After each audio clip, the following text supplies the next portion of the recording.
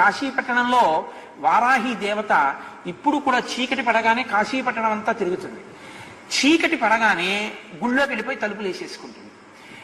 అందుకే సూర్యోదయం అయితే ఇంకా వారాహి దర్శనం ఉండదు కాశీలో, మనం చూడలేం కూడా. ఆ వారాహి యొక్క స్వరూపాన్ని దగ్గరగా నిలబడి చూడడానికి ఎవరికి ధైర్యం సరిపోదు. అందుకని ఏం చేస్తారంటే వారాహి దేవాలయం పైకప్పెక్కి సూర్యోదయానికి పూర్వమే పైన కన్నాలు ఉంటాయి, ఆ కన్నాల్లోంచి చూడాలి వారాహిని. కన్నాల్లోంచి చూసినందుకే ఉద్వేగం కలుగుతుంది. అలా ఉంటుంది ఆవిడ స్వరూపం. లలితా సహస్రంలో చెప్తారే దండనాయకి, ఆవిడ సర్వసైన్యాధ్యక్షురాలు లలితాదేవికి. ఆ వారాహి ఇప్పటికీ కాశీలో తిరుగుతుంది. రాత్రి వేళ లోపలికి వెళ్ళిపోతుంది, తెల్లవారుతుండగా లోపలికి వెళుతుంది. లోపలికి వెళుతుండగానే చీకట్లోనే అర్చకులు అర్చన చేసేసి తలుపులేసి వెళ్ళిపోతారు. ఎవరైనా చూసేవాళ్ళు ఉంటే పైనుంచి ఒకసారి లోపలికి చూసి వెళ్ళిపోతారు అంతే.